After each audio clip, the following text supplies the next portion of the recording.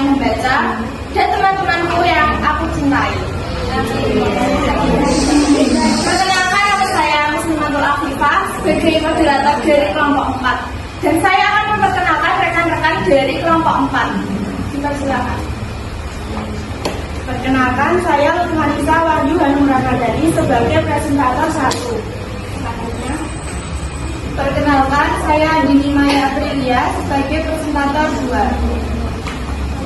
Perkenalkan, nama saya Laisila sebagai presentator 3. Perkenalkan, nama saya Dewa Sudrati dari presentator 4. Baik, di sini kelompok 4 akan menjelaskan materi tentang membaca kritis dan membaca ide. Presentator dipersilakan. Saya akan menjelaskan tentang membaca kritis. Membaca kritis atau critical reading adalah sejenis membaca yang dilakukan secara bijaksana, penuh tenggang hati, mendalam, evaluatif, serta analitis, dan bukan hanya mencari kesalahan, yang dikemukakan oleh tokoh Albert 1961 dan juga Tarigan tahun 2008. Membaca kritis adalah suatu strategi membaca yang bertujuan untuk memberikan penilaian terhadap suatu karya tulis dengan jalan melibatkan diri sebaik-baiknya ke dalam bacaan itu dan membuat analisis yang dapat diandalkan.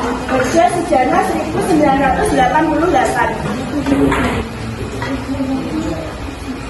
Pada umumnya, membaca kritis menuntut para pembaca agar 1. Memahami maksud penulis. Memahami maksud penulis merupakan proses aktif pembaca dalam menangkap pesan, tujuan, nada, dan sudut pandang tersirat maupun tersurat yang ingin disampaikan oleh pengarang melalui tulisannya. Dan yang kedua adalah memanfaatkan kemampuan membaca dan berpikir kritis. Jadi, memanfaatkan kemampuan membaca bukan sekedar aktivitas mengeja kata atau merangkai kalimat, melainkan sebuah proses strategis untuk mengolah informasi menjadi nilai tambah dalam kehidupan. Memahami organisasi dasar tulisan.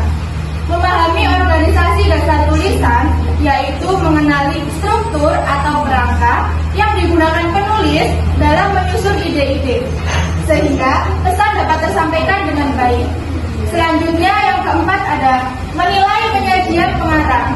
Menilai penyajian pengarang yaitu proses mengevaluasi cara seorang penulis dalam menyampaikan ide, informasi, atau cerita dalam karyanya. Tegasnya, kita harus membaca dengan bermodalkan pertanyaan-pertanyaan berikut ini.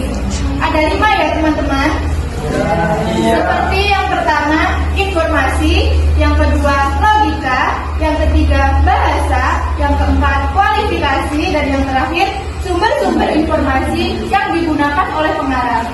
Berdata tersebut dapat dipercaya, apakah informasi relevan dengan judul, dan lain sebagainya.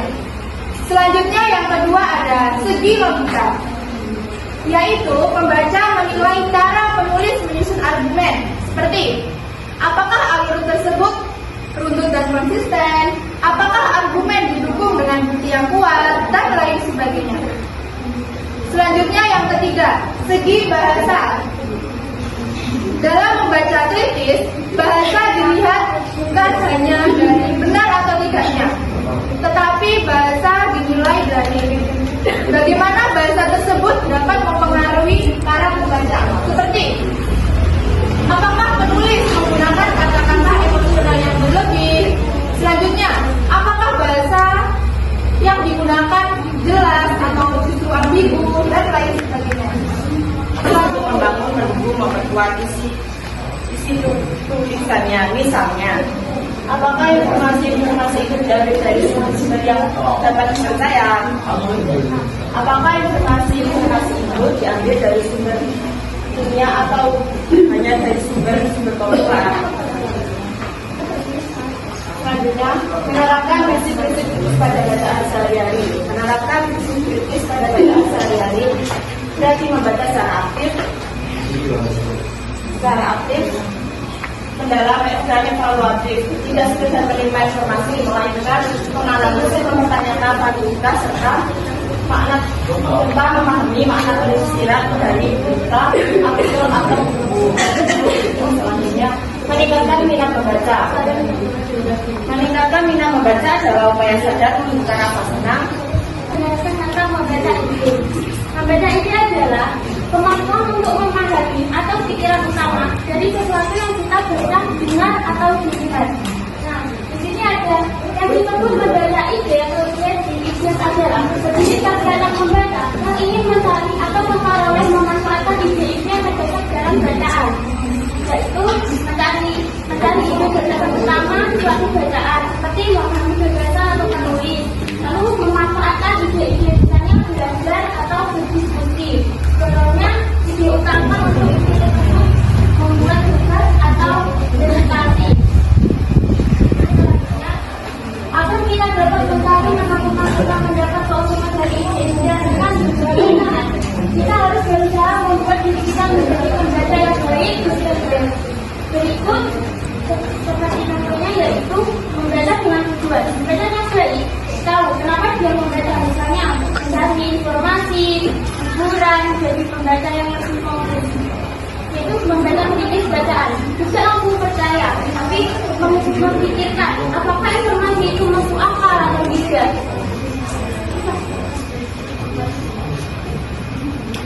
Dan presentator dan teman-teman yang sudah berkenan mendengarkan presentasi dari kami. Lomba kami membuka sesi diskusi. Silakan.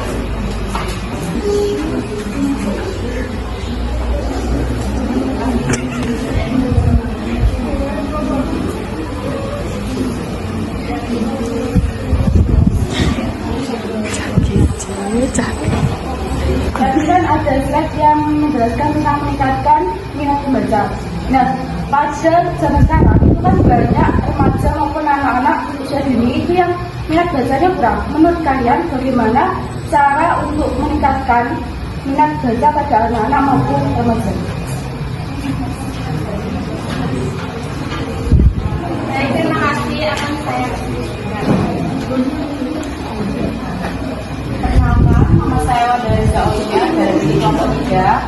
Tadi yang dijelaskan oleh slide-nya Kak Suci, tadi kan tentang membaca ide. Nah, apa sih manfaat membaca ide bagi mahasiswa? ayo lainnya. Benar nama saya Sulanita, saya bertanya pada teman-teman yang masih berbagi. Sekarang kan kalangan pelajar itu lebih suka membaca secara instan, kayak mereka langsung mencari di AI apa ini dan ini. Nah, bagaimana caranya dan apa